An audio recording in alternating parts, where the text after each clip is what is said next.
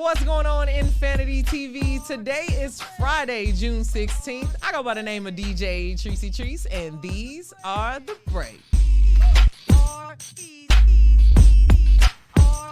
These are the breaks. These are the breaks. You know what it is.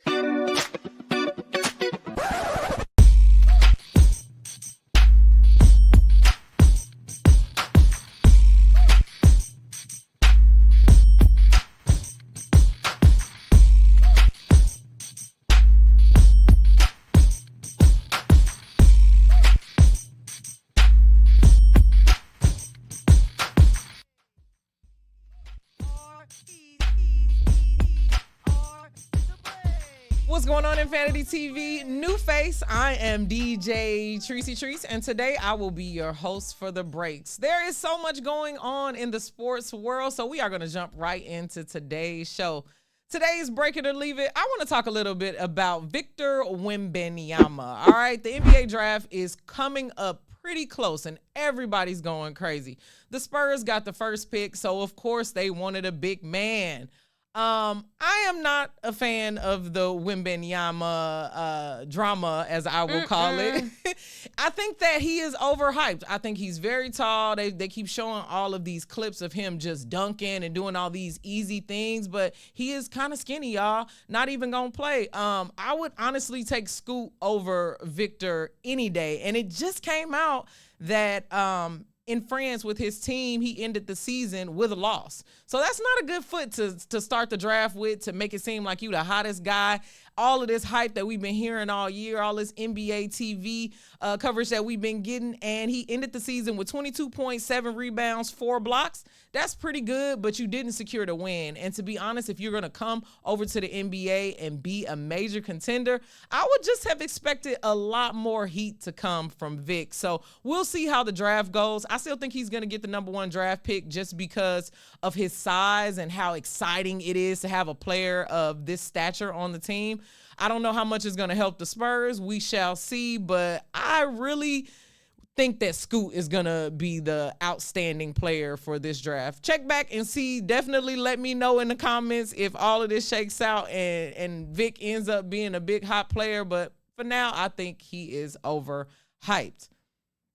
Let's move on to the NBA fast break. Now, the Denver Nuggets are celebrating hardcore right now. I know y'all are seeing y'all timelines flooded with all of that good parade footage, right? Jokic is actually enjoying himself, which is a great thing. I knew that at some point he would kick into celebration mode. I never heard an MVP say, no one likes their job, as, you know, the quotes kept coming out and rolling in, and you see everybody celebrating, and he's just looking like it's another day at the office. I think they also said that he lost the MVP trophy as well, so he don't even know where the hardware is, which is very unlike an MVP. Is you got all these clips of Kobe and Mike and Jordan, everybody crying with the trophy. He misplaced his. He don't even know where it is. So that's interesting on that point. KCP finally gets the parade that he deserves. Y'all know he won with the Lakers and the bubble, and because of COVID and quarantine, we couldn't have a parade. So I was glad to see KCP in the streets, enjoying himself, chugging some beers with some fans. That always is a good thing, right? I'm glad he got that second ring. No hate on that. He really deserves that. Great player. Mike Malone seems to be having the most fun out of all of the Denver Nuggets, to be honest. He is killing it in the celebration. Woo-hoo! He had his lineup going. He's got his chains on. He's on stage. And guess what he wanted to talk about? The Lakers. I love that for you, Mike. We are on your mind. And you know what? You aren't even on ours. We moved on from that loss. I anticipate that the Lakers are really going to aggressively rebuild the team in the offseason. Of course, Bron is going to get whatever service that he needs to his foot, and he's going to come back better than ever. I know for sure he's got a documentary or something in the works. A little bit worried about our point guard situation, but we talking about the Denver Nuggets right now. But, again, they brought it up. I didn't bring it up, so don't roast me in the comments talking about, you know, you talking about the Lakers when you're supposed to be talking about the Nuggets. It wasn't me. It was Mike. Again, congratulations to the Denver Nuggets. I am happy for Mike Malone sitting there celebrating with his gold chain on in full sugar daddy mode with that lineup. Looking good, Mike.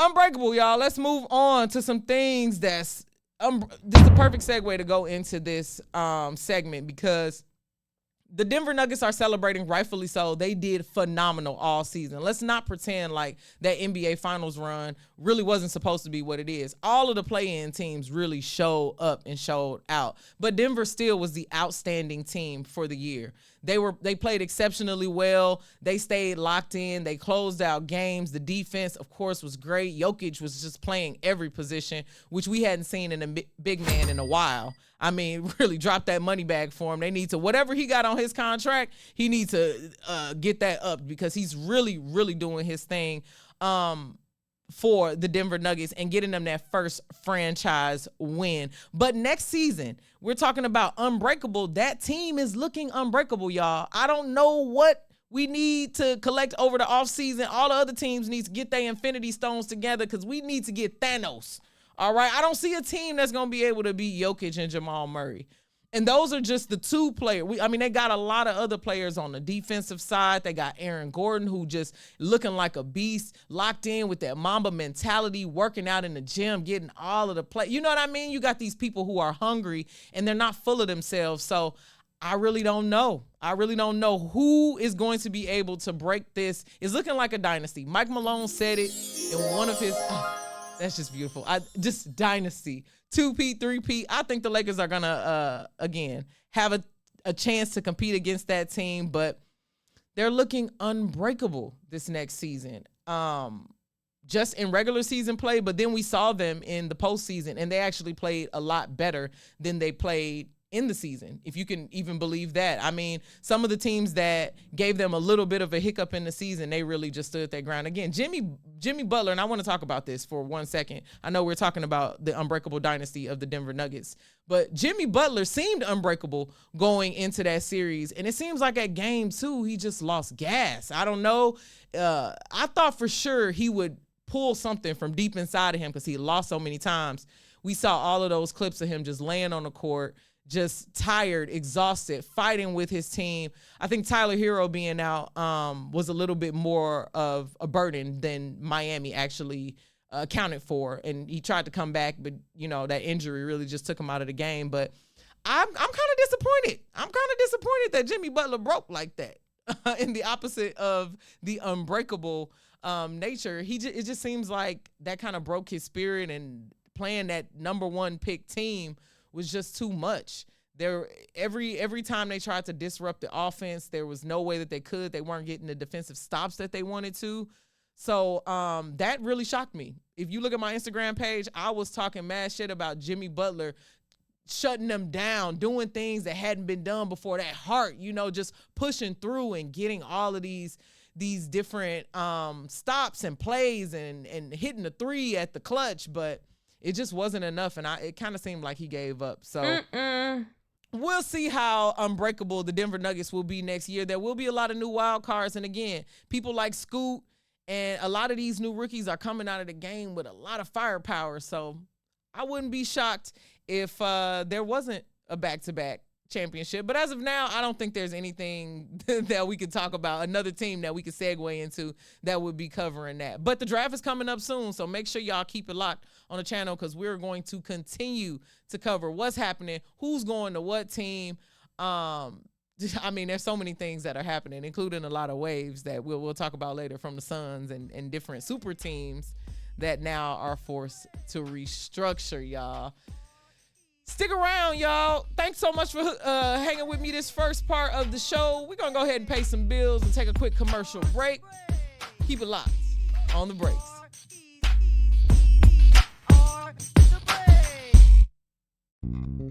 United One Protection Services. With over 30 years of experience, United One Protection Services has more expertise and knowledge than the other security companies combined. Residential, commercial, municipal, or institutional, United One Protection Services does more than just security. We protect your livelihood. United One Protection Services.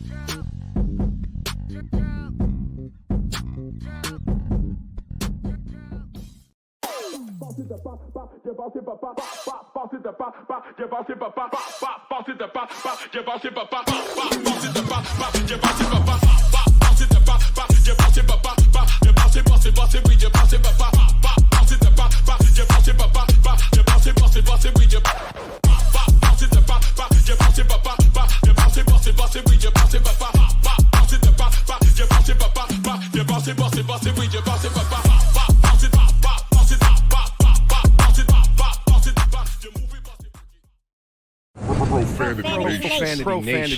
Nation. A podcast for the fans, by the fans. Dive deep into the topics the other shows miss. Raw and uncensored. And he's going to play team ball. His legacy is at stake. Rare, hard-hitting interviews with players, coaches, and you, the super fans. I'm not hating. I'm like, okay, cool. Good. 3 championships in 5 years. He's more than good, bro. Profanity Nation. Listen live or subscribe on your favorite podcast platform. Powered by Jesse Brown of Keller Williams. Welcome back to the breaks. Again, I am DJ Tricey Trice, and I am your host for today. New face in the place. Thanks for locking in. We are going to pick up the show with Heartbreak Hotel.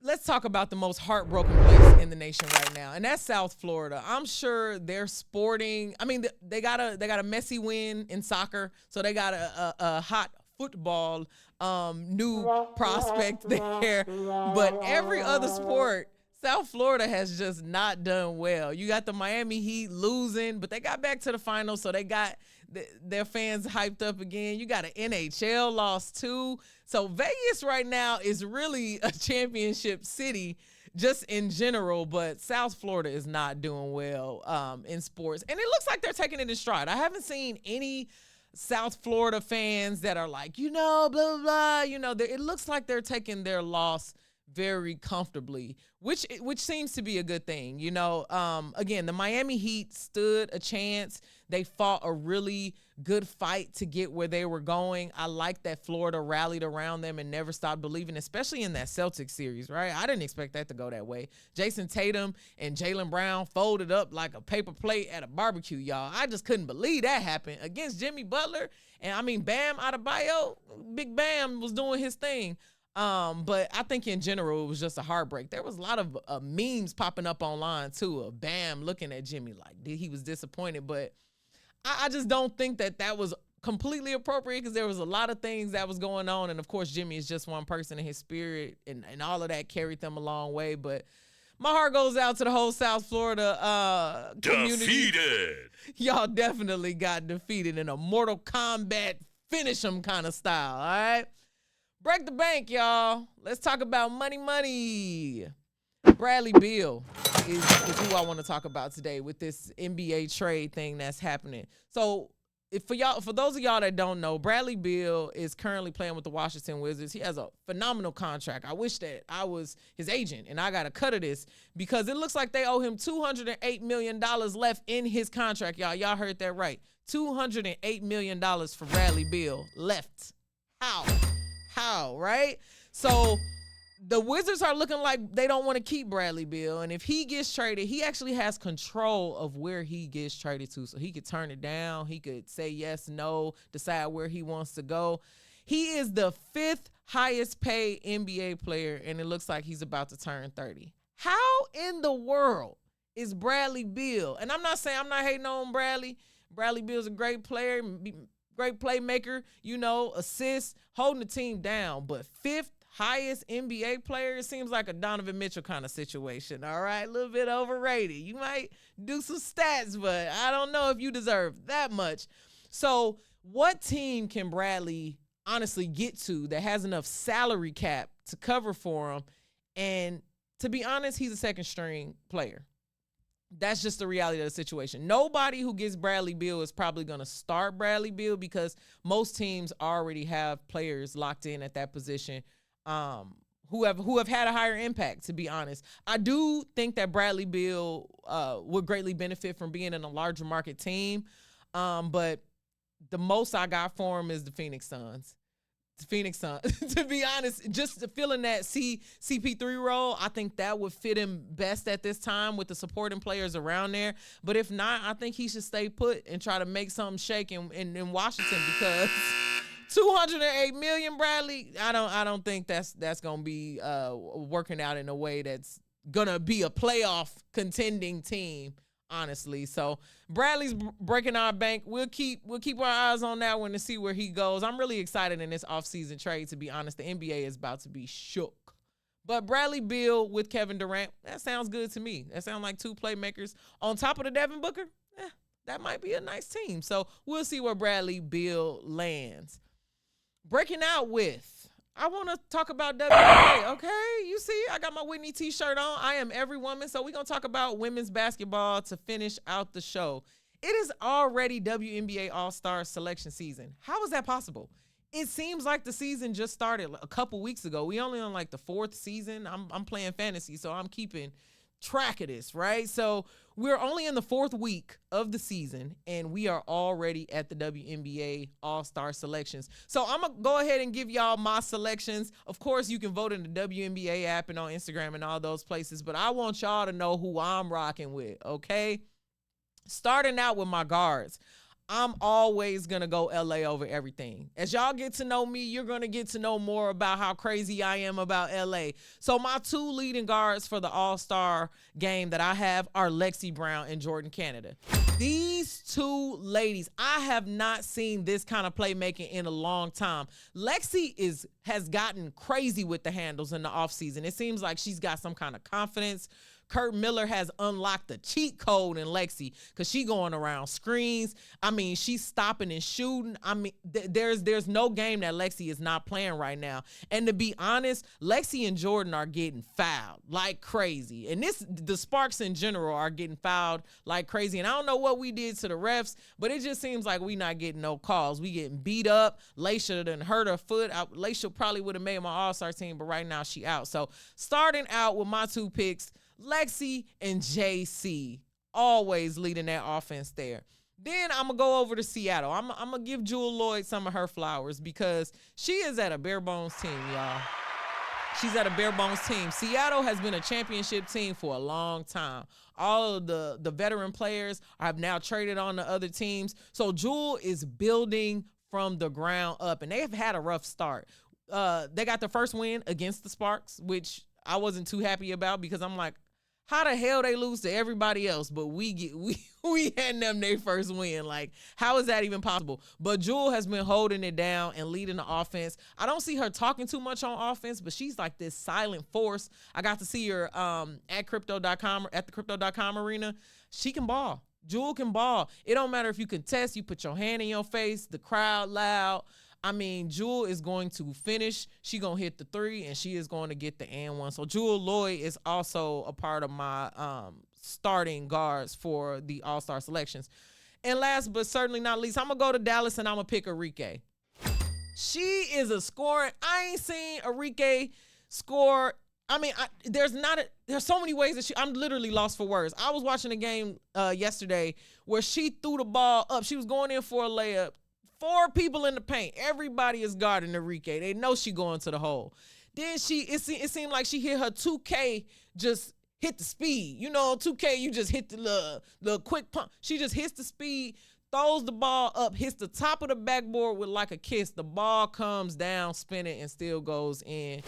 Gets the and 1. Arike, I mean, she's just a scoring machine. Dallas is doing all right, but Arike, I'm excited to see what she does for the rest of the season. Let's move on to my backcourt. Stewie in New York, of course. She is breaking all the records. She is really repping for New York. Mikal Bridges has been at the games, big Stewie fan. So, of course, we want to give Stewie some of her flowers with just flexing and being out there doing her thing. Again, LA, NECA, easy 20 buckets every game. I don't think there's been one game that NECA ain't scored 20 points in that she was actually present at. They had a little bit of a rough start because of that sickness on the LA Sparks team, so there were 2 games there where we missed a lot of players, but NECA came back without a beat. She has really been supporting the LA Sparks while her sister, Chanae, has been out hurt, and she deserves that All-Star selection. Next, Dallas. I'm going back to Dallas again. Satu. I didn't know nothing about Satu until this year, but I ain't going to forget Satu no more. I mean, literally, she is going into the paint. She's scoring on the perimeter. She is an all-around great player, and honestly, she's holding me down in my fantasy team. So Satu is one of my selections. Got to go to Vegas, of course, to the champions. I'm not a hater. I am hating on Vegas because I need LA to beat them. I don't need them to win again. So, yeah, absolutely hating in that way. But Asia, she is an all-star. in every way, shape, form, or fashion. That girl got her ring. She ain't missed a beat. She playing. She balling, right? So we picking A'ja Wilson. And we're running over to Indiana. All right, I am from Indiana. Not an Indiana fan of basketball, unfortunately, but Aaliyah Boston, the rookie, coming through and bringing Indiana out of their drought. They hadn't won in a whole calendar year. That is an actual statistic. What kind of team hasn't won a game, one single game in a whole calendar year, right? Aaliyah Boston came in and is running their offense. She's taking it into the paint, going up strong. She playing like she a vet, but she is a rookie. She doing her thing. She deserves an all-star selection. And last but certainly not least, EDD for the Mystics. She's the only pick that you'll hear from me from the Mystics. I'm a Mystics hater, just in the same boat as Vegas. Those are the teams we got to look out for. But EDD, come on, man. She can play. So that's all of my all-star selections for the WNBA. To quickly recap, we got Lexi Brown, Jordan Canada, Jewel Lloyd, Arike as my guards. My backcourt, Stewie, Nneka, Satu, A'ja, Aaliyah, and EDD. I hope all my selections get picked. I'm voting every day around the clock. You might even catch me in Vegas to see them play. So those are my breakout WNBA All-Star selections. Thank y'all so much for tuning in to the show on my first go-round. Again, I go by the name of DJ Tricey Trice. Make sure you hit the subscribe on Infanity TV. You'll be seeing a lot more of me. These are the breaks. I'll see y'all next week.